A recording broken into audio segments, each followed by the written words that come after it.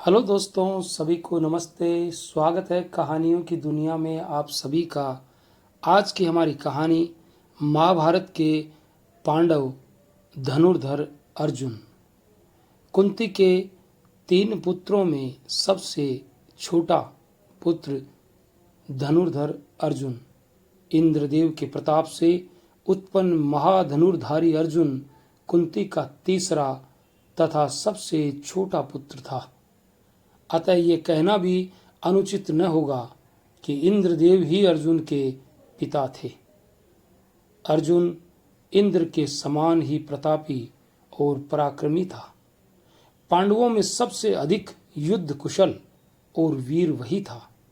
महाभारत युद्ध में इस पक्ष का सबसे बड़ा महारथी वही था, जिसने कौरवों के परम वीरों से टक्कर ली और अंत में सबको पराजित कर दिया। इंद्र ने पिता होने के नाते समय समय पर अर्जुन की सहायता की। गुरु द्रोणाचार्य ने इसको धनुर्वेद की शिक्षा दी थी।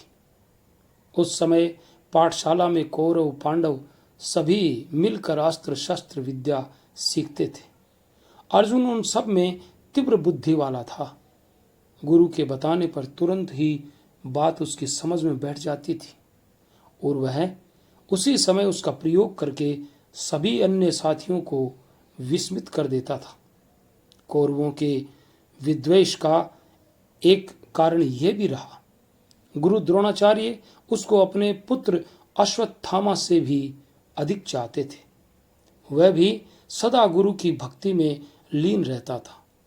इसी गुरु भक्ति के कारण तो वह महाभारत युद्ध के पूर्व युद्ध स्थल पर खड़ा हुआ व्यथित हो उठा था कि गुरु और अपने परिजनों को मारकर ऐसा कौन सा सुख है जिसकी मैं कामना करूं। लेकिन कृष्ण के उपदेश ने उसके संशय को मिटा दिया। फिर भी चाहे द्रोणाचार्य कौरव पक्ष से लड़ रहे थे, अर्जुन की श्रद्धा उनके प्रति कम नहीं हुई थी। अश्वत्थामा और अर्जुन में काफी गहरी मित्रता थी। वे दोनों ही गुरु के प्यारे थे और सदा अपना अस्त्र शस्त्र कौशल बढ़ाने में लगे रहते थे। एक रात की बात है, गुरु द्रोणाचार्य और अर्जुन पास बैठे भोजन कर रहे थे। उसी समय सहसा दीपक बुझ गया। अंधेरा हो गया और उसमें हाथ से हाथ दिखना असंभव हो गया। उस समय ये देखकर कि अर्जुन के हाथ का कौर सीधे मुंह में ही गया, उन्होंने कहा, वत्स अर्जुन, अब मुझे विश्वास है कि तू शब्द भेदी बाण चलाना शीघ्र सीख जाएगा।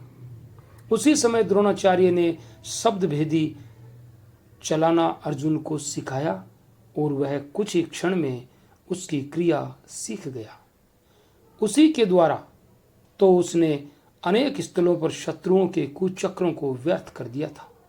एक बार गुरु द्रोणाचार्य ने इनकी परीक्षा भी ली थी। जब वे अपने शिष्यों के साथ गंगा नहाने गए तो जल में उतरते ही एक मगर ने उनका पैर पकड़ लिया। द्रोणाचार्य ने शिष्यों की परीक्षा लेने हेतु पुकारा, वत्सो, मुझे यहाँ एक ग्रह ने पकड़ लिया है। ये जल के भीतर मुझे खींचे ले जा रहा है, आकर मुझे बचाओ। गुरु की पुकार सुनकर सभी शिष्य भाग कर आए, लेकिन तट पर आकर सभी किम कर्तव्यम विमूढ़ होकर एक दूसरे की ओर ताकने लगे।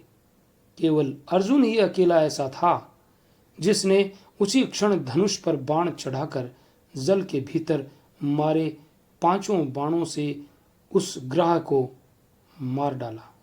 इस तरह की तत्काल बुद्धि अर्जुन में ही थी। परिस्थिति के सामने झुकना तो उसने सीखा ही नहीं था।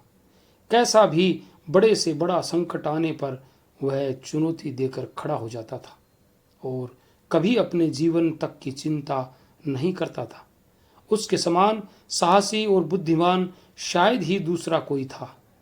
जब उसने ग्रह को मारकर गुरु को भीषण संकट से बचा लिया तो गुरु ने प्रसन्न होकर उसे प्रयोग और उपसंहार सहित ब्रह्मशिर अस्त्र चलाना सिखाया।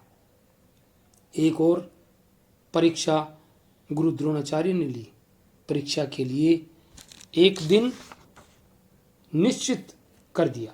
सभी शिष्य अपने साहस और कौशल का दंभ भरते हुए मैदान में आकर खड़े हो गए, लेकिन उन सब में अर्जुन ही सबसे अधिक कुशल और साहसी प्रमाणित हुआ और गुरु द्रोणाचार्य ने उसकी हृदय से प्रशंसा की, जिसे सुनकर दुर्योधन के हृदय को धक्का लगा। कौरवों में से कोई योद्धा वह कार्य नहीं कर पाया था जो अर्जुन ने किए थे। अंत में कर्ण ने आकर वह सारा कार्य कर दिखाया। तभी तो गुरु भी परशुराम जैसे मिले थे, जिन्होंने अपने अपूर्व पराक्रम से पृथ्वी को 21 बार क्षत्रियों से रहित कर दिया था। कर्ण कभी भी अर्जुन के कौशल की प्रशंसा नहीं करता था। सदा उसके प्रति एक ईर्ष्या का भाव उसके हृदय में बना रहता था। इसी कारण वह कभी भी पांडव पक्ष में नहीं मिल पाया। उसकी विशेष शत्रुता तो अर्जुन से थी, क्योंकि उसे ही वह अपना प्रतिद्वंदी समझता था। और ये सच भी था। अर्जुन के सिवा दोनों पक्षों में और कोई योद्धा न था जो बाण विद्या में उसको पराजित कर सकता था। अर्जुन ने भी छल से उसको मारा था। अर्जुन की वीरता और साहस का अद्भुत उदाहरण इस कथा से भी लगाया जा सकता है। द्रोणाचार्य का जीवन बड़े सुख से व्यतीत हो रहा था। उन्हें हस्तिनापुर राज्य की ओर से अच्छी वृत्ति तो मिलती थी, अच्छा आवास भी मिला हुआ था। राजकुटुंब के छोटे बड़े सभी लोग उन्हें मस्तक झुकाया करते थे। स्वयं देवव्रत भी उनका बड़ा आदर किया करते थे। पर्व और त्योहारों पर द्रोणाचार्य राजकुटुंब में बुलाए जाते थे। उनका सम्मान तो किया ही जाता था, उन्हें अच्छी दक्षिणा भी दी जाती थी। किंतु द्रोणाचार्य मन ही मन खिन्न रहा करते थे। ऐसा लगता था जैसे उनके मन में कोई चिंता की आग थी। द्रुपद से बदला। द्रुपद उनका विद्यार्थी जीवन का मित्र था। उन्होंने बाण विद्या प्राप्त करने के लिए उसकी सहायता की थी। उसने उन्हें आधा राज्य देने का वचन दिया था। द्रोणाचार्य का मन भीतर ही भीतर अपमान की आग से जला करता था। उन्होंने ये सोच रखा था, जब तक वे द्रुपद से अपना अपमान का बदला नहीं लेंगे, संतोष की सांस नहीं लेंगे। ज्यों-ज्यों दिन बीतते जा रहे थे, द्रोणाचार्य के भीतर की व्यथा तीव्र होती जा रही थी। उन्हें न तो रात में नींद आती थी और न दिन में, और न ही खान पान अच्छा लगता था। मनुष्य के मन में जब कोई गहरी व्यथा पैदा हो जाती है, तो जब तक वह दूर नहीं होती, उसे अपना ही जीवन भार सा प्रतीत होने लगता है। काफी दिन बीत चुके थे। द्रोणाचार्य की उम्र का सूर्य ढलने लगा था। सिर के बाल श्वेत होने लगे थे। वे पांडव और कौरव राजकुमारों को बहुत कुछ शिक्षा दे चुके थे। सुबह का समय था। द्रोणाचार्य ने क्रम क्रम से अपने शिष्यों को बुलाकर उनसे पूछना प्रारंभ किया। पांचाल के नृपति द्रुपद ने मेरा अपमान किया है, क्या तुम उसे बंदी बनाकर मेरे सामने ला सकते हो? सभी शिष्यों में द्रोणाचार्य ने अर्जुन को बुलाया। उन्हें अर्जुन पर बड़ा गर्व था। उन्होंने बड़े प्रेम से अर्जुन को बाण विद्या की शिक्षा दी थी। उनके पास जो कुछ था, उन्होंने सब कुछ अर्जुन को सिखा दिया था। सबसे बड़ी बात तो ये थी कि अर्जुन को उनका आशीर्वाद प्राप्त था। अर्जुन स्वयं इंद्र का अंश था। वह बाण विद्या का अद्भुत पंडित था। वह अपने बाणों से आकाश के तारों को भी फल के समान नीचे गिरा सकता था। सूर्य मंडल को भी निस्तेज बना सकता था। द्रोणाचार्य ने अर्जुन से भी वह प्रश्न किया जो दूसरे राजकुमारों से किया था। पांचाल नरेश द्रुपद ने मेरा अपमान किया है, क्या तुम उसे बंदी बनाकर मेरे सामने ला सकते हो? अर्जुन बोला, गुरुवर, आपके आशीर्वाद से मैं द्रुपद क्या, तीनों लोगों के नरेशों को भी बंदी बनाकर आपके समक्ष ला सकता हूं। गुरु द्रोणाचार्य ने प्रसन्न होकर अर्जुन के मस्तक पर अपना दाहिना हाथ रख दिया। अर्जुन नतमस्तक हो गया। वह धनुष बाण लेकर पांचाल की राजधानी की ओर चल पड़ा। वहां पहुंचकर सावधानी के साथ वह द्रुपद की गतिविधियों का निरीक्षण करने लगा। वह कब बाहर निकलता है, कब कहाँ जाता है। अर्जुन को ज्ञात हुआ कि द्रुपद प्रतिदिन प्रातःकाल राजोद्यान में भ्रमण के लिए जाता है। अर्जुन ने उसे उसी समय बंदी बनाने का निश्चय किया। प्रभात का समय था, सूर्योदय हो चुका था। गंगा मंडल पर चहचहाते हुए पक्षी उड़ रहे थे, पुष्पों पर भौरे गुंजार कर रहे थे, मंद मंद सुगंधित हवा चल रही थी। द्रुपद राजोद्यान में धीरे धीरे भ्रमण कर रहा था। सहसा विद्युत के समान पहुंचकर अर्जुन ने उसे बंदी बना लिया। साथ के अनुचरों ने जब बाधा उपस्थित की तो अर्जुन ने उन्हें मार कर भगा दिया।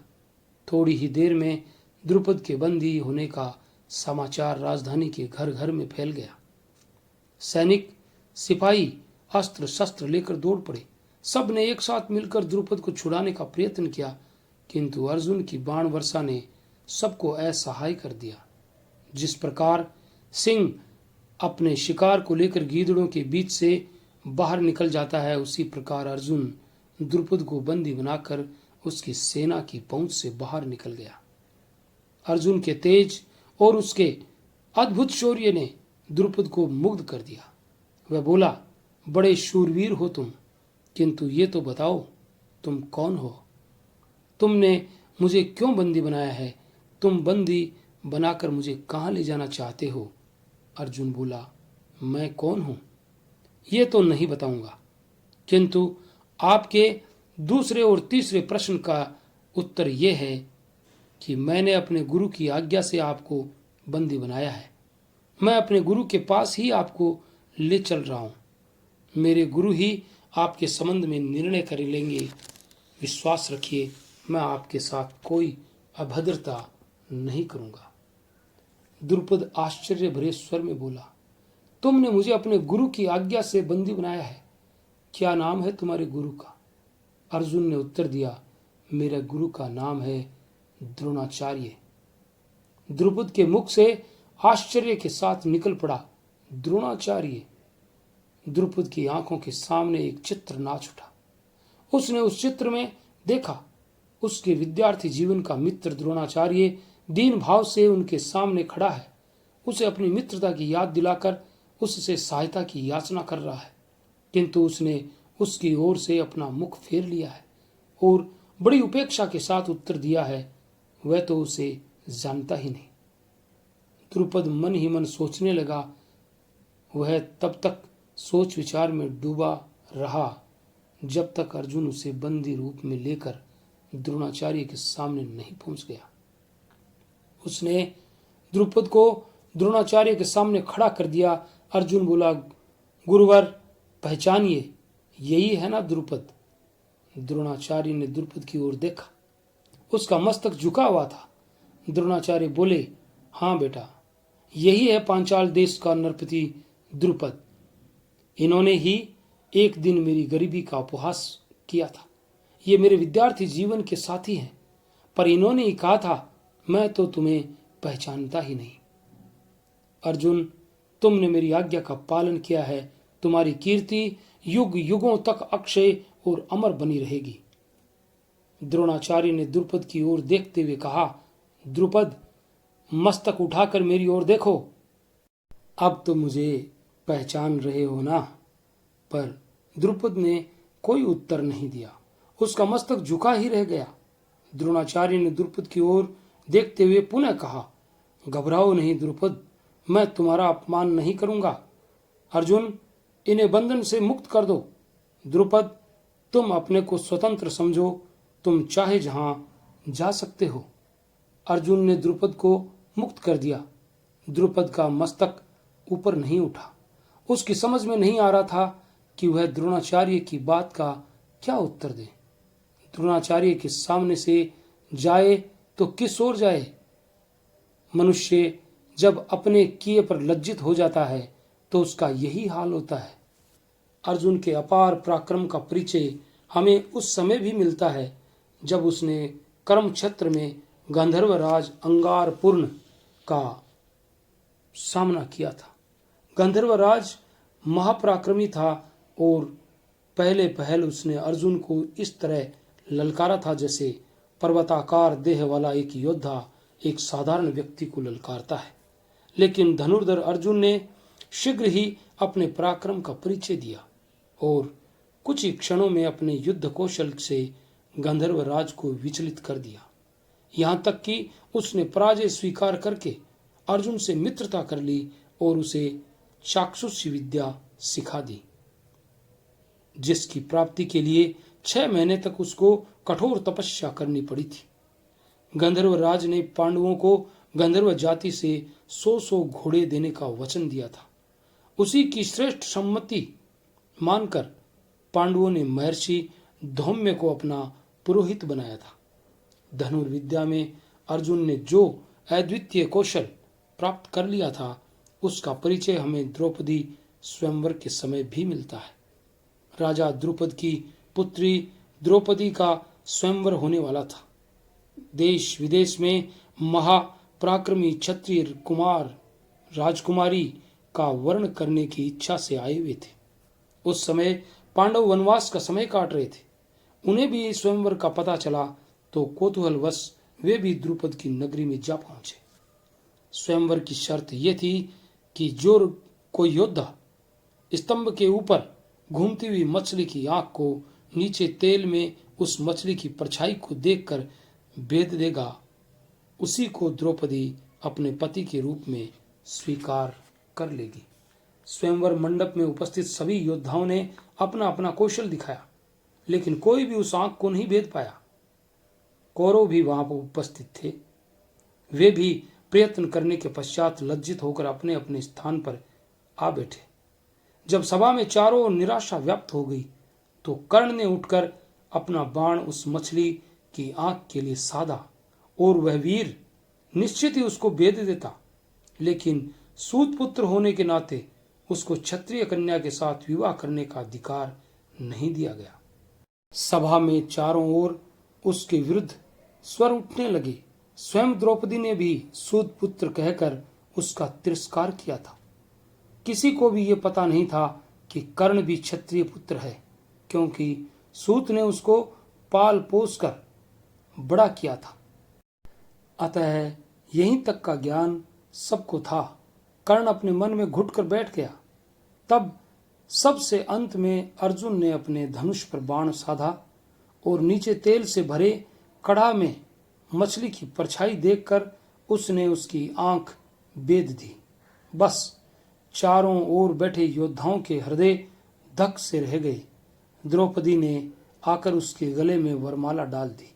इस तरह अपने वनवास के समय भी अर्जुन के पराक्रम के कारण पांडवों को द्रौपदी जैसी श्रेष्ठ पत्नी मिली, जो सदा पांडवों के लिए प्रेरक शक्ति बनी रही। कौरवों और कर्ण के हृदय में उस समय भी कील सी ठुक गई थी। सभी क्षत्रियों ने इसका विरोध किया था और अपने अपने अस्त्र शस्त्र उठाकर सभी ने अर्जुन को ललकारा था कि हमारे होते हुए एक ब्राह्मण द्रुपद की पुत्री को नहीं ले जा सकता। स्थिति काफी भयावह हो गई थी। अर्जुन ने उन योद्धाओं के समूह का अकेले ही सामना किया और सबको परास्त करके उसने ये सिद्ध कर दिया कि वनवास के समय भी वह भिक्षु या याचक नहीं है, बल्कि एक पराक्रमी योद्धा है, जो एक बार तो सारे संसार के योद्धाओं को चुनौती दे सकता है। सबको पराजित करके वह अपने भाइयों के साथ द्रौपदी को माता के पास ले गया। वह अपने भाइयों और माता को अपनी जान से भी अधिक चाहता था। स्वार्थ तो उसे छू तक नहीं गया था। यद्यपि द्रौपदी को उसने अपने पराक्रम के बल पर प्राप्त किया था और उसके भोग करने का अधिकार उसी को था, लेकिन माता के ये कहने पर कि जो भिक्षा लाए हो उसे सभी मिलकर बांट लो, अर्जुन ने द्रौपदी के ऊपर अन्य भाइयों का अधिकार स्वीकार कर लिया। कुंती ने बिना ये जाने कि वह द्रौपदी थी, कोई स्थूल वस्तु नहीं, ये बात कही थी, लेकिन अर्जुन ने अपनी माता की आज्ञा का पालन किया। वह कभी भी मर्यादा नहीं तोड़ता था और सदा अपने बड़े भाई युधिष्ठिर की आज्ञा मानता था। जब द्रौपदी पर सभी का अधिकार हो गया तो पांचों भाइयों ने मिलकर ये निश्चय किया कि जिस समय द्रौपदी एक भाई के पास रहे, उस समय अन्य चारों भाइयों में से कोई उसके पास न जाए, और यदि भूल से कोई चला भी जाए तो उसे वनवास भोगना पड़ेगा। एक समय की बात है, युधिष्ठिर द्रौपदी के साथ एकांत में थे, और जहां वे थे वहीं अर्जुन का धनुष रखा हुआ था। एक ब्राह्मण की रक्षा करने के लिए उसको धनुष की आवश्यकता थी, अतः वह नियम तोड़कर अंदर चला गया और धनुष ले आया। इस तरह उसने ब्राह्मण की रक्षा तो कर ली, लेकिन जो मर्यादा निश्चित की जा चुकी थी उसको मानकर वह वनवास भोगने चल दिया। वनवास में तीर्थ यात्रा करते समय मध्य देश में उसको नाग कन्या उलूपी प्राप्त हो गई।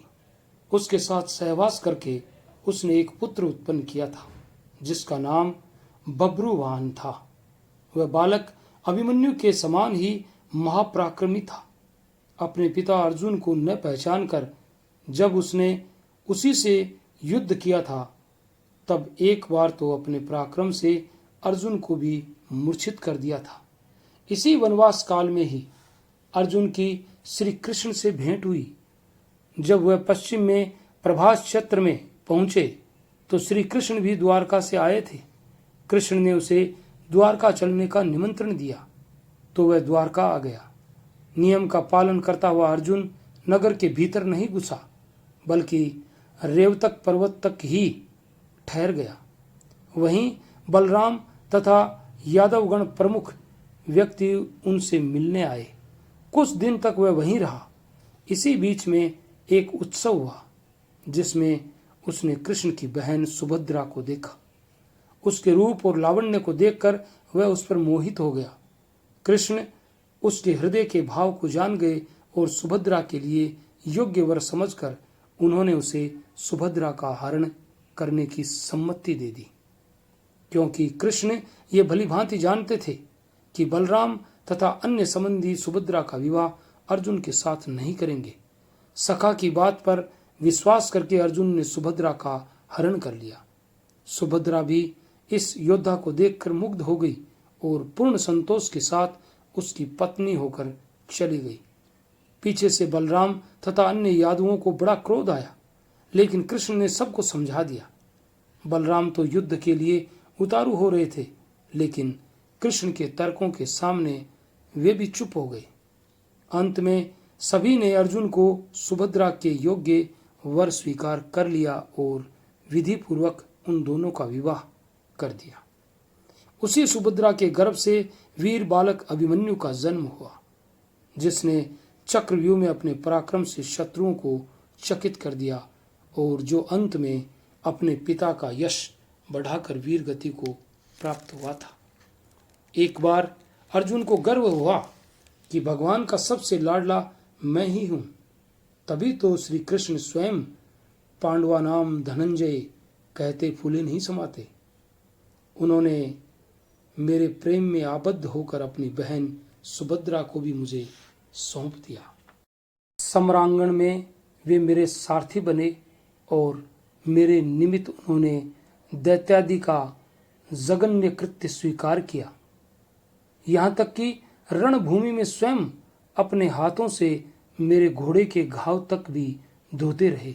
मैं यद्यपि उसकी प्रसन्नता के लिए कुछ भी नहीं करता, तथापि मेरे सुखी रहने से ही उन्हें बड़ा सुख तथा आनंद मिलता है। सचमुच मैं उनका परम प्रिय हूँ। प्रभु को अर्जुन का गर्व तोड़ते देर न लगी। एक दिन वे अर्जुन को वन भूमि के मार्ग में ले गए। अर्जुन ने देखा कि एक नग्न मनुष्य बाएं हाथ में तलवार लिए भूमि पर पड़े सूखे तृण खा रहा है। उन्होंने भगवान कृष्ण से पूछा, सखे, ये कौन सा जीव है? श्री कृष्ण ने विस्मय का अभिनय करते हुए कहा, ये तो कोई क्षीब यानी शराबी मालूम पड़ता है। इसका भोजन भी विचित्र सा दिखलाई पड़ता है। श्री कृष्ण को वहीं एक शिलाखंड पर बैठाकर अर्जुन अकेले ही उस नग्न व्यक्ति की ओर चले और उसके पास जाकर बोले, पुण्यव्रत, मुझे क्षमा करेंगे। मैं अत्यंत कौतूहल से भरकर आपकी ओर आकृष्ट हुआ हूँ। मेरी ये जिज्ञासा है कि आपने मनोवांछित भोजन का परित्याग करके इस तृण राशि को अपना खाद्य क्यों बनाया? क्षीब ने कहा, जाओ, तुम्हारा पथ निरापद हो। तुम्हारे कुतूहल निराकरण के लिए मेरे पास जरा भी समय नहीं। साथ ही ग्रासाच्छादन जैसे तुच्छ पदार्थ की भी वृथा चिंता करने का मेरे पास अवसर कहाँ है? अर्जुन ने कहा, धर्मवेताजन जिज्ञासापूर्ण कुतूहल निवृत्ति को धर्म बतलाते हैं। क्षीब ने कहा, देखता हूं तुम्हारे इस दुराग्रह परिहास का कोई उपाय नहीं है, पर तुम ही बतलाओ कि इस दग्ध उदर की पूर्ति के लिए क्या कोमल शिशु तृणरात्रि का वध किया जाए? अर्जुन ने कहा, योगेश्वर, आपको तथा आपके इस सार्वभौम अहिंसा महावृत्त को नमस्कार। तथापि आपका चरित्र मुझ जड़ बुद्धि के लिए सर्वथा दुख ग्राह्य ही है, क्योंकि एक और तृण पर्यंत प्राणियों को अभय देने वाला आपका ये अहिंसा का सार्वभौम महावृत्त और दूसरी ओर बाएं हाथ में ये नग्न तलवार। क्षीब ने कहा, देखता हूं तुम्हारा कौतूहल निरंकुश एवं दुर्वार है। अच्छा, तो तुम इसे अपने मनोबल से ही शांत कर लो, क्योंकि तुम्हारे कौतूहल निवारण के प्रयत्न में मेरा जो अपने हृदयस्थ से विच्छेद होगा उसे मैं सहन नहीं कर सकूंगा। यदि तुम मेरे शत्रुओं को मारने की प्रतिज्ञा करो तो निश्चय समझो कि मैं तुम्हारा दास हो जाऊंगा। अर्जुन ने कहा, क्या आपका भी कोई शत्रु है? यदि ऐसा है तो वस्तुतः वह विश्व का शत्रु है और उसे मारने के लिए मैं सदा प्रस्तुत हूं। क्षीब ने कहा, और वही अकेला नहीं, दो और हैं। इन तीनों ने मिलकर मेरे प्राण प्रिय सखा को अपमानित किया है। अर्जुन ने कहा, बतलाइए, वे कौन हैं और कहाँ रहते हैं? कौन है आपके वे सखा और उनका अपमान कहाँ और कैसे हुआ? आप विश्वास रखें, मैं झूठ बोलने करने वाला व्यक्ति नहीं हूं। उस दिगंबर ने कहा, जगत पालक प्रभु, मेरे परम सखा जब सो रहे थे तब उनकी छाती पर एक विप्राधम ने तीव्र पदाघात किया और प्रभु ने इस पर भी केवल यही कहा, विप्र, आपके चरणों में चोट तो नहीं आई? यही नहीं, वे उस ब्राह्मणाधम के चरणों को अपनी गोद में लेकर दबाने लगे। इस पर ब्राह्मण ने उधर दृष्टि भी नहीं डाली। मैं जब जब ध्यान में अपने परम मित्र के हृदय को देखता हूं तब तब पद चिन्ह को देखकर मेरे हृदय में शूल होता है। मैं उस चिन्ह को मिटा न सका तो उस भूख कलंक को ही मिटा डालूं। अर्जुन ने कहा, तो क्या इस ब्रह्म हत्या के आचरण से ही आपके कर्तव्य का पालन होगा? और वह ब्रह्म हत्या भी और किसी की नहीं, उसकी जो ज्ञानी कुल का आदि पुरुष है। क्षीब ने कहा, उस मेरे प्राण प्रियतम बंधु के लिए ऐसा कौन सा अकार्य है जिसे मैं सहन नहीं कर सकता? अर्जुन ने कहा, अस्तु, आप और किस पुरुष का विनाश चाहते हैं? क्षीब ने कहा, पुरुष का। ऐसा क्यों कहते हो? किस स्त्री का विनाश चाहते हो? ये पूछो। ये तुमने नहीं सुना कि जिसके 5 पति हैं, उस स्त्री ने दुर्वासा के साप से बचने के लिए अपना जूठा शाक मेरे सखा को खिलाया था। यदि वह स्त्री कहीं मुझे दिख जाए तो मेरा ये खड्ग उसे अवश्य ही चाट जाए। अर्जुन ने कहा, हे योगेश्वर, क्या ब्रह्म हत्या और स्त्री हत्या करने के लिए ही मेरी मां ने मुझे स्तनपान कराया था? यदि ऐसा ही था तो मेरा जन्म न लेना ही अच्छा था। यदि कोई क्षत्रियोचित कार्य हो तो उसे करने के लिए मुझे आज्ञा दें। ये सुनकर दिगंबर बोला, यदि तुम्हें थोड़ा भी अपने शौर्य का गर्व हो तो तुम उस क्षत्रियाधम निकृष्ट योद्धा का विनाश कर क्षत्रिय कुल को निष्कलंक करो, जिसने मेरे सखा को घोड़ी की लगाम हाथ में सौंपकर सारथी बनाया था। दूसरे से शक्ति उधार लेकर जो मन में अपने को वीर मानता है, वह कृत्रिम वीर यदि कभी मेरे सामने आ गया तो आतताई समझकर मैं उसे तुरंत मार डालूंगा, क्योंकि उसने जगदीश्वर का इतना बड़ा अपमान किया है। अर्जुन को अब भान हुआ कि मैं कितने पानी में हूं। उन्होंने कहा, योगेश्वर, यदि आप चाहते हैं कि वह पापनिष्ठ अभी लुप्त हो जाए तो आप अपनी तलवार मुझे दे दीजिए। योगिन, मैं प्रतिज्ञा करता हूं कि इसी क्षण मैं आपको उसका मुंड दिखला रहा हूं। क्षीब ने कहा, तब तो इस तलवार के साथ मेरा वेदोक्त आशीर्वाद लो और विजयी होकर लौटो। खड्ग लेकर अर्जुन ने कहा, भगवान शंकर की कृपा से आपका ये आशीर्वाद पुनरुक्ति मात्र है। मैं आपसे विदा लेता हूं और साथ ही आपको विदित होना चाहिए कि आपके सामने की हुई प्रतिज्ञा से मैं सर्वथा मुक्त होकर जा रहा हूं। अर्जुन के लौटने पर भगवान ने कहा, वह तो मदोन्मत्त मालूम पड़ता है। मैंने तुम्हें उधर निरस्त्र भेजकर ठीक नहीं किया, मुझे बड़ी चिंता हो रही थी। अर्जुन ने कहा, वह तो महाराज प्रचंड मूर्ति धारण किए मुझे ही खोज रहा है। अंत में भगवान ने उन्हें सारा रहस्य समझाया और बतलाया कि तीनों लोकों में वही प्रधान भगवत भक्त है। प्राणों का मोह छोड़कर अहिंसा व्रत अपनाया, पर प्रभु के अपमान का ध्यान आते ही ब्रह्म हत्या, स्त्री हत्या आदि के लिए भी तैयार हो गया। वस्तुतः सर्वधर्मान परित्यज्य मामेकम शरणम व्रज का उसी ने ठीक अर्थ समझा है। अंत में वह क्षीब अर्जुन के देखते देखते भगवान के हृदय में प्रविष्ट हो गया और तभी अर्जुन का अहंकार गलकर पानी हो गया। अर्जुन अपने ही सम्मान की चिंता नहीं करता था, अपितु दूसरों की मान मर्यादा की भी चिंता उसे रहती थी।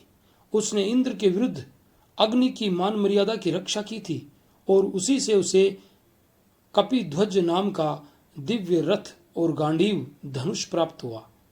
अग्नि ने इंद्र के दंभ को चूर करके खांडव वन को भस्म कर दिया। उसमें से केवल मय नाम का असुर, तक्षक, नाग और 4 शांडक पक्षियों के अतिरिक्त कोई जीवित नहीं बचा। क्योंकि अर्जुन ने मय को प्राण दंड दिया था, इसलिए उसने अपनी कला से पांडवों के लिए 1000 खंभों का विलक्षण सभा भवन बना दिया था। इसमें उसने कैलाश और मैनाक पर्वत से मूल्यवान मणियां लाकर लगाई थी। देवदत्त नाम का शंख भी मैंने ही अर्जुन को दिया था। अर्जुन महान विजेता था। उन्होंने अनेक राजाओं को जीतकर इतना धन वसूल किया था कि उससे पांडवों ने बड़ी धूमधाम के साथ राजसूय यज्ञ किया। उस यज्ञ में सभी प्रमुख योद्धा और आचार्य गण उपस्थित थे। श्री कृष्ण को उस यज्ञ में सबसे अधिक सम्माननीय महापुरुष माना गया था। राजसूय यज्ञ का यह समय पांडवों के ऐश्वर्य और समृद्धि का समय था, लेकिन बाद में युधिष्ठिर के जुए में हारने के पश्चात इनके जीवन का संकट काल प्रारंभ हो गया। अर्जुन अपने ज्येष्ठ भ्राता का इतना सम्मान करता था कि अपना सब कुछ हार जाने के पश्चात जब युधिष्ठिर ने अपने भाइयों और पत्नी को दांव पर लगा दिया, तब भी अर्जुन ने इसका विरोध नहीं किया। यहाँ तक कि दुशासन ने जब भरी सभा में द्रौपदी को नंगा करने का साहस किया, उस समय भीमसेन भी विचलित हो उठा था, लेकिन अर्जुन अपने अग्रज की ओर देखकर चुपचाप बैठा रहा। वह धीर बुद्धि था, कभी उतावला होकर कोई कार्य नहीं करता था। उस समय युधिष्ठिर के वचन का सम्मान करके वह चुप रहा था, लेकिन मौका आने पर एक एक महारथी से द्रौपदी के अपमान का बदला लिया। धनुर्धर अर्जुन दूरदर्शी भी था। आगे क्या करना है उसके लिए पहले से ही योजना बनाना वह प्रारंभ कर देता था। वनवास के समय में उसे यह आशंका हो गई थी कि कौरवों का हृदय मैला है, वे वनवास के पश्चात भी राज्य का थोड़ा भी हिस्सा नहीं देंगे। युद्ध के द्वारा ही उनसे अपना अधिकार प्राप्त किया जा सकता है। ये दृढ़ संकल्प लेकर उसने अपनी सामर्थ्य बढ़ाने के लिए प्रयत्न किया। धर्मराज से उसने वह जगत प्रकाशक विद्या सीखी जो उन्होंने व्यास से प्राप्त की थी। इसके पश्चात दिव्य अस्त्रों की प्राप्ति के लिए वह तपस्या करने चल दिया। हिमालय और गंधमादन पर्वत को लांघ कर वह कैलाश पर्वत पर पहुंच गया, जहां उसके साथ एक विचित्र घटना घटी। हिमालय की तराई में एक सघन वन था। वन में तरह तरह के पशु पक्षी रहते थे। वहीं जगह जगह ऋषियों की झोंपड़ियां भी बनी हुई थी। ऐसा लगता था मानो प्रकृति ने अपने हाथों से उस वन को संवारा हो। उन्हीं झोंपड़ियों के पास एक तेजस्वी युवक बहुत दिनों से अंगूठे के बल खड़ा होकर तप में लीन था। उसने खाना पीना सब कुछ छोड़ दिया।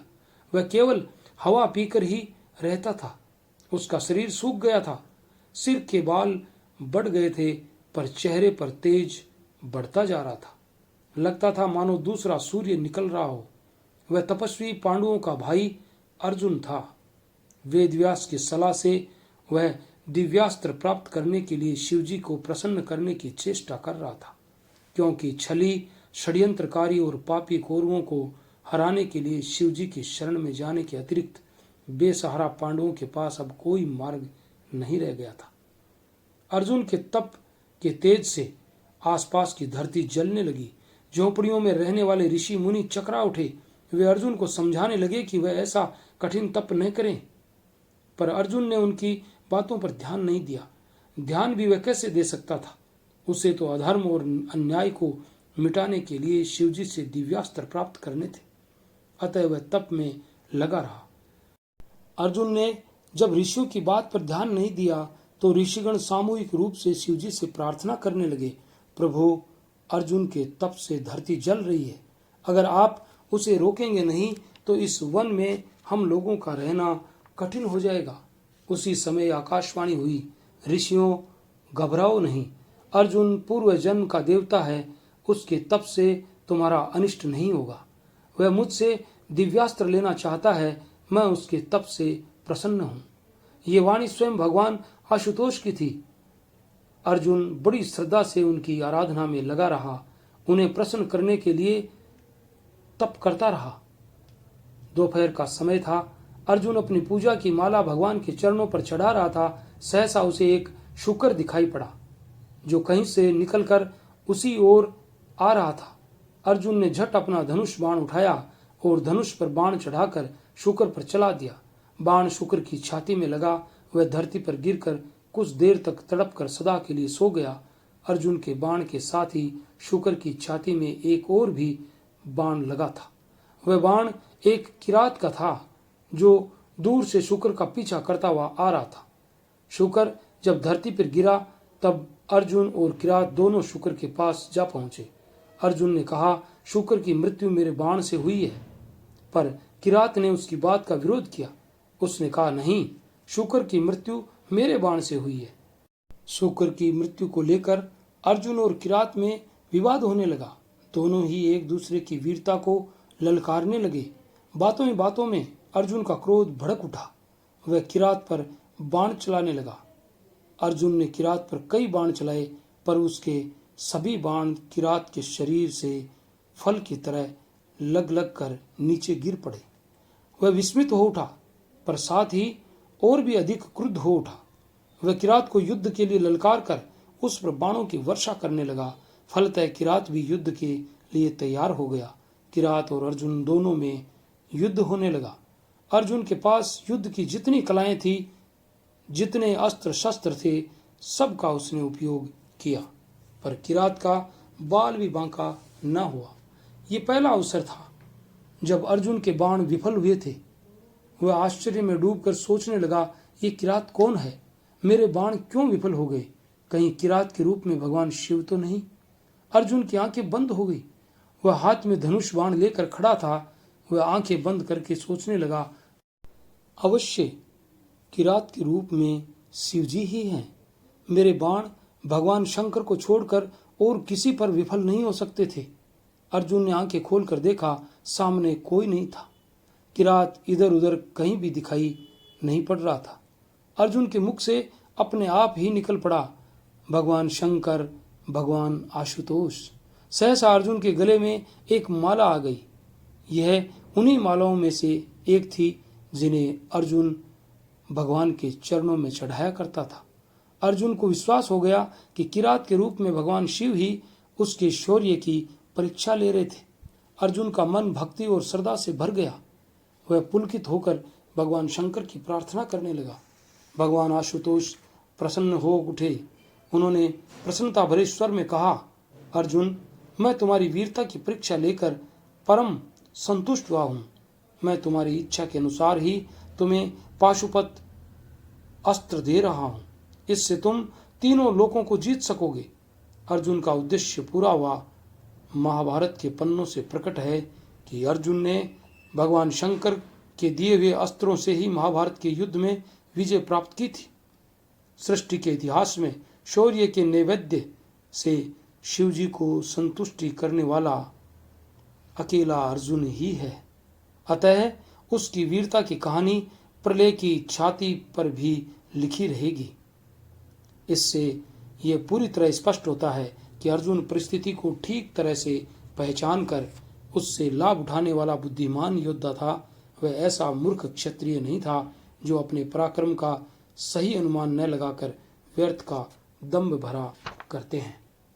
पाशुपत अस्त्र प्राप्त करके वह आगे बढ़ा तो उसे इंद्र का सारथी मातली रथ लिए हुए मिला। गंगा में स्नान करके वह रथ पर बैठ गया और अमरावती पहुंच गया। वहां इंद्र ने उसका बड़ा स्वागत किया और अपने साथ ही आसन पर बिठा लिया। यहां उसने 5 वर्षों तक अनेक दिव्यास्त्रों की संचालन क्रिया सीखी।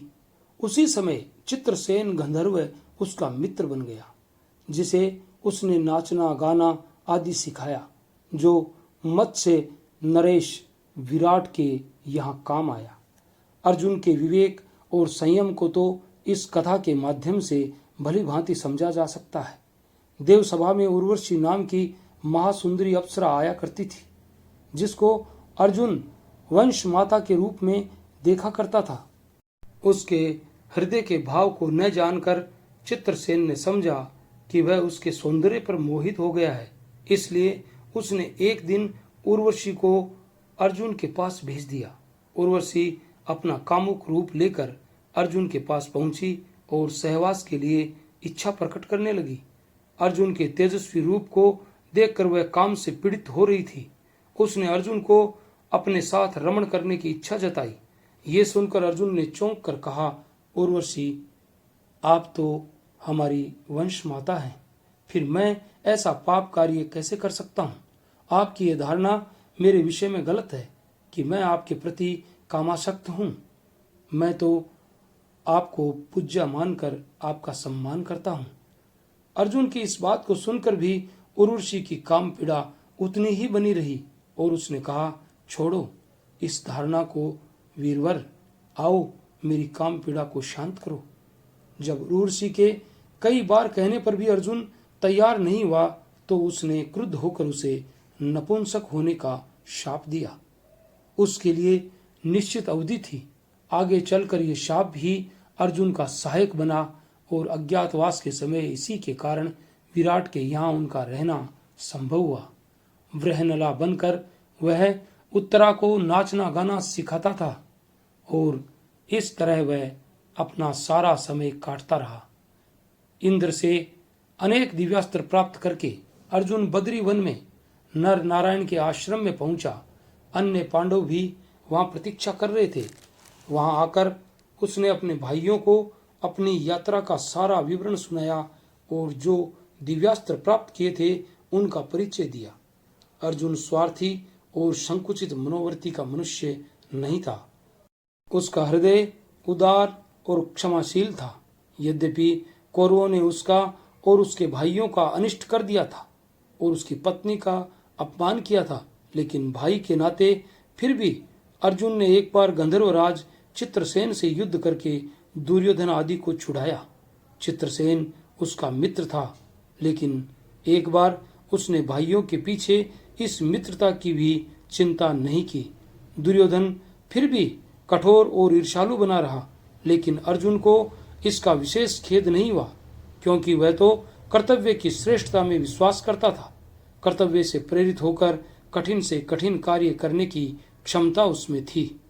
इसी प्रकार कर्तव्य परायणता का परिचय उसने उस समय दिया था जब वह अज्ञातवास के समय राजा विराट के यहाँ ठहरा हुआ था और कौरवों ने विराट के ऊपर आक्रमण कर दिया था।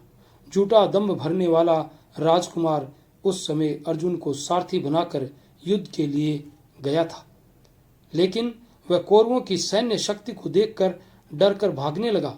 तब अर्जुन ने उसे रोककर कौरवों का स्वयं सामना किया और उन्हें परास्त किया।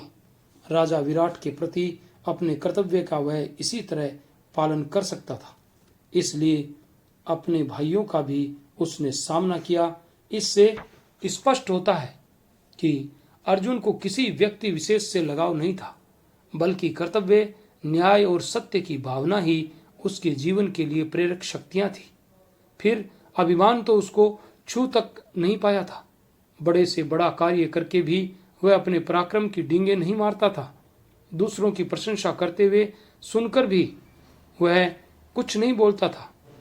अर्जुन नम्र और विनयशील भी था। वह श्री कृष्ण से पूछे बिना कोई कार्य नहीं करता था, उन्हें अपना सच्चा सखा मानता था। कृष्ण ही उसकी विजय के आधार थे। यदि उसे ऐसा सारथी नहीं मिलता तो शायद वह कौरवों की उस विशाल सेना को नहीं जीत पाता, जिसमें भीष्म, द्रोण, कर्ण जैसे महारथी युद्ध कर रहे थे। कृष्ण की नीति निपुणता से ही उसने भीष्म पितामह को धराशायी कर दिया। उन्हीं की चाल से गुरु द्रोणाचार्य को पराजित किया और उन्हीं के बल पर कर्ण जैसे योद्धा को मार गिराया। इन तीन पराक्रमी सेनापतियों से टक्कर लेना मामूली कार्य नहीं था, लेकिन अर्जुन ने अपनी सामर्थ्य व शक्ति के बल पर इनका सामना किया और इन सब को धराशायी करके विजय का शंख बजाया। कृष्ण ने अनेक बार अर्जुन के जीवन की रक्षा भी की। पहल तो भीष्म जैसे पराक्रमी से ही उसका बचना कठिन था। फिर कर्ण तो उसे जीवित कभी नहीं छोड़ता। जब उसने सर्प के विष में बुझा बाण उसकी ओर लक्ष्य करके मारा था और ये घोषणा की थी कि अर्जुन मारा गया, तब श्री कृष्ण ने ही घोड़ों को बिठाकर रथ को नीचा किया था, जिससे वह भयानक बाण अर्जुन का मुकुट काटकर ही निकल गया था। नहीं तो उस दिन उसके जीवन का अंत निश्चित था। इस प्रकार अनेक स्थलों पर हम अर्जुन के जीवन में कृष्ण की महत्ता पाते हैं। कृष्ण के उपदेशों के फलस्वरूप ही वह निष्काम कर्मयोगी बन गया था। कर्तव्य के आगे सुख और दुख एक जैसे ही उसको दिखाई पड़ते थे। इसी उपदेश की शक्ति से वह पूरे महाभारत युद्ध में कभी विचलित नहीं हुआ। हम पहले ही देख चुके हैं कि स्वार्थ तो उसके हृदय पर कभी अधिकार नहीं जमा सका था।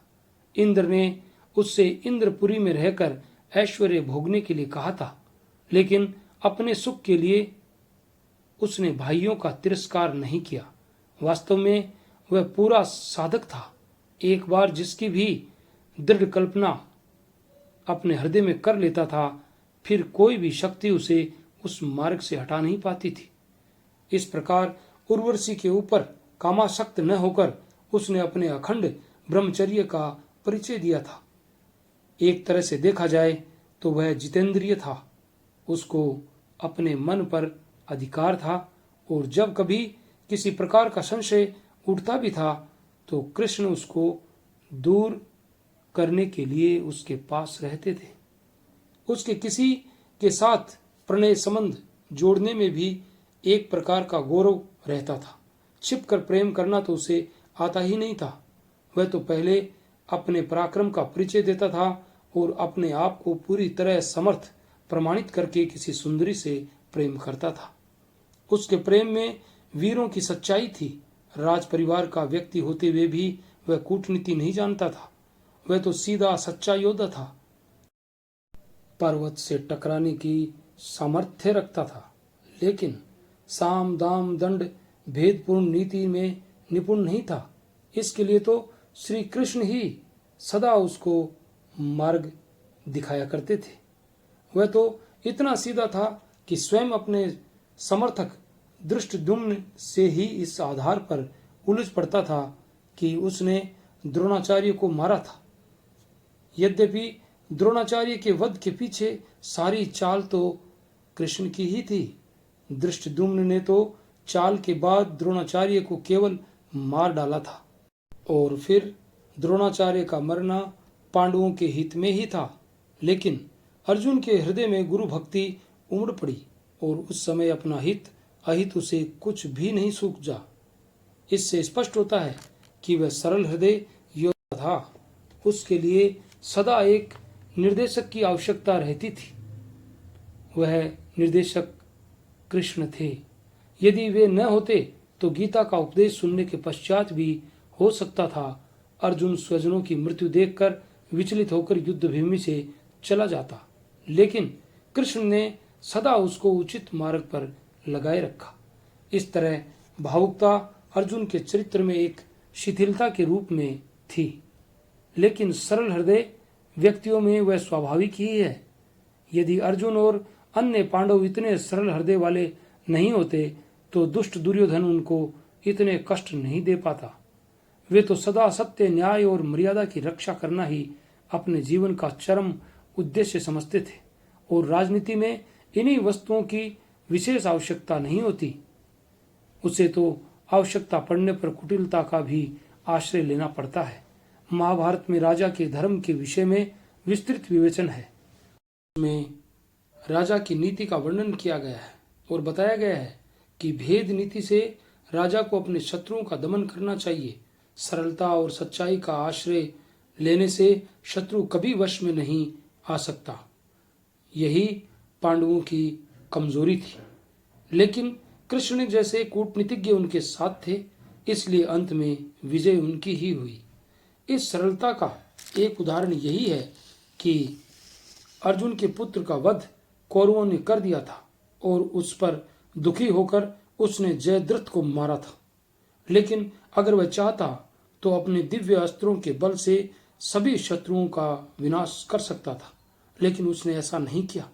दूसरी ओर अश्वत्थामा को देखो कि कितने दिनों तक उसके हृदय में प्रतिशोध पलता रहा और अंत में उसने द्रौपदी के 5 पुत्रों की हत्या करके ही चैन लिया। यहाँ तक कि पांडवों को पूरी तरह नष्ट करने के लिए उसने ब्रह्मास्त्र का प्रयोग भी किया था। निर्दयता पूर्वक ऐसा कार्य अर्जुन कभी नहीं कर सकता था। उसने अपने प्रतिशोध की आग को शांत करने के लिए निहत्थे बालकों पर कभी हाथ नहीं उठाया। वह तो योद्धाओं को ललकारना जानता था और उन्हीं को पराजित करने में सच्चा गौरव मानता था। इस तरह कहीं भी देखें, अर्जुन ने कूटनीति का कभी आश्रय नहीं लिया। इसके अतिरिक्त क्षमा भी उसके स्वभाव का विशेष गुण था। ये गुण तो युधिष्ठिर में विशेष रूप से था। अपने पुत्रों के हत्यारे अश्वत्थामा को भी महान युधिष्ठिर ने क्षमा कर दिया। कौरव पक्ष में किसी योद्धा के अंदर ये गुण नहीं था। युधिष्ठिर के संस्कार अर्जुन पर पड़े थे। वह भी क्षमाशील था। इसके साथ ही वह विवेकपूर्ण भी था। अपनी भूल पर पश्चाताप करने का साहस उसमें था। एक बार युधिष्ठिर के लिए अर्जुन के मुख से कुछ कटु वचन निकल गए थे, लेकिन फिर संयत अवस्था में आने पर उसने अपनी भूल पर पश्चाताप किया और अग्रज से क्षमा मांगी। अग्रज की आज्ञा पालन करना ही उसके जीवन का सुख था। असंतोष तो कभी उसने अनुभव ही नहीं किया था और न कभी ये कामना की कि मुझे अपने भाइयों से अधिक मान प्रतिष्ठा मिले। दुर्अभिमान उसे छू तक नहीं गया था। देखा जाए तो उसी के बल पर पांडवों ने हर जगह विजय प्राप्त की थी, लेकिन कभी भी उस वीर ने ये आकांक्षा नहीं की कि कोई अलग राज्य स्थापित कर ले या कभी अपने पराक्रम की डींगे मारने लगे। उसके चरित्र में एक महापुरुष की सी गरिमा थी, जो जीवन के लघु स्वार्थों से उठकर विराट सत्यों का साक्षात्कार कर लेता है। वैसे अर्जुन वेद वेदांग पढ़ा हुआ था। कभी कभी लोग कर्ण का अन्यायपूर्ण वध करने के बारे में अर्जुन को दोषी ठहराते हैं, लेकिन स्पष्ट बात है कि ये सारा इशारा तो श्री कृष्ण का था। यदि कृष्ण उपदेश नहीं देते तो अर्जुन कभी कर्ण को रथ का पहिया निकालते समय नहीं मारता, चाहे वह परास्त हो जाता, लेकिन कर्ण के सामने आकर युद्ध करता। कृष्ण ने परिस्थिति को देखकर ठीक ही किया था। इसके अलावा कर्ण को मारना और किसी तरह से संभव नहीं था। फिर विधाता की गति भी कुछ ऐसी ही थी। कर्ण को परशुराम का ये शाप भी था कि अर्जुन से युद्ध करते समय वह शस्त्र प्रयोग करना भूल जाएगा। इसलिए अर्जुन को इस संबंध में किसी प्रकार दोषी ठहराना उचित नहीं है। इसी प्रकार भीष्म पितामह की भी हत्या अर्जुन ने अन्याय से नहीं की थी। स्वयं भीष्म ने ही अपनी मृत्यु का उपाय उसे बता दिया था। फिर उसके लिए किसी प्रकार के छल के लिए स्थान ही नहीं था।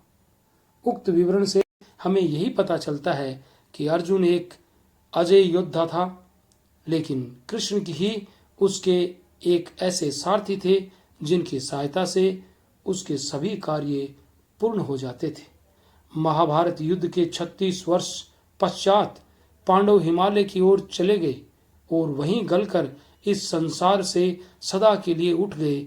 इस तरह महाभारत के इस परम योद्धा की जीवन यात्रा समाप्त हो गई। ये थी कथा, शौर्य कथा धनुर्धर अर्जुन की।